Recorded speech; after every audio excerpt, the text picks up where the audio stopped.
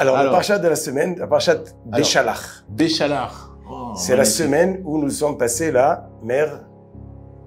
Moïse, il a ouvert la mer en deux, on a passé. On a passé la mer Rouge. La mer Rouge. Et comment c'est devenu sec? Comment c'est devenu sec? C'est la question.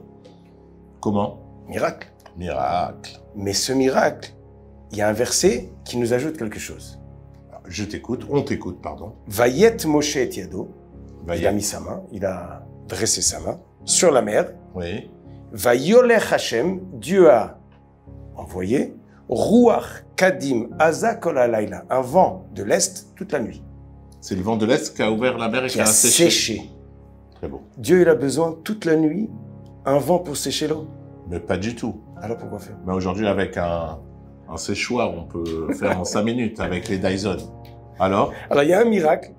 Des millions de personnes passent, mais la Torah nous dit et Hachem a envoyé un vent de l'Est pour sécher. Pourquoi faire? Pourquoi faire? Alors en réalité, Paro, il est pas censé. Tu as reçu 10 plaies, Dieu il a sorti des millions de personnes, il court derrière, il les voit rentrer dans la mer sèche et il rentre. Ouais. Il croit. Il croit que Dieu va lui faire un miracle comme les Juifs. Ouais. Après tout ce qui s'est passé, les 10 plaies. Ben oui. Il dit le Ramban, à chaque fois qu'il y a un miracle, il faut aussi le cacher. Sinon, il n'y a plus de libre arbitre. Il faut aussi le cacher. Le cacher. Cacher le miracle. D'accord. Parce que si celui qui fait une faute, il meurt sur place, imagine quelqu'un, la lumière Shabbat, il s'écroule. Ouais. Ça, il n'y a plus personne à la lumière. J'ai compris. Donc, il n'y a plus de libre arbitre. Il n'y a plus de libre arbitre, ok. Paro, il arrive devant le Yam Souf, il voit les Juifs dans l'eau. Il dit, c'est quoi cette histoire? Il dit, non, monsieur Paro, il y avait un vent très spécial là. Ah. Il a tout, c'est naturel, Paro. C'est pour rendre les choses naturelles. Voilà. Aux yeux de Paro. Et là, il rentre. Parce que sinon, il n'y a plus de l'herbe. Ouais, si on voit que ça souffle comme ça en 2 secondes et que c'est sec, c'est un miracle. Et il comprend que c'est pas pour lui le miracle. Voilà. Et alors que là, tout est fait comme si c'était logique.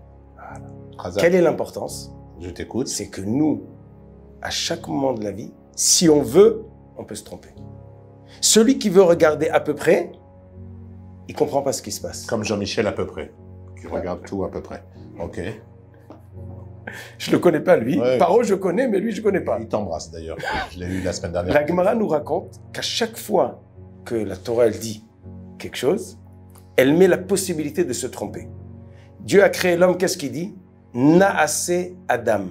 On va faire un homme. Oula, c'est qui on? Ah, il y a 2 dieux.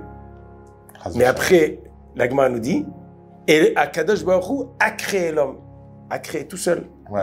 La Gemara dit pourquoi faire? Celui qui veut, il peut se tromper. Mais la réalité, elle est marquée juste après. Quand on regarde de dehors, on comprend d'une façon. Notre devoir, c'est d'approfondir et de comprendre qu'est-ce qui se passe. De le travailler. Exact. Notre travail, c'est ça qui nous fait avancer. Si je veux, je peux me tricher, me rouler. Mais je peux accuser personne. Parce que le pasouk d'après, il y a la réponse. Magnifique. C'est tout? Ça suffit pas? Mais non, c'était tellement beau que ça a l'air très court. Merci beaucoup, Rav. Il y a une demi-heure qui sont passées, t'as pas remarqué? Non, avec toi le temps. Shabbat un bonheur. Shabbat shalom et à la semaine prochaine.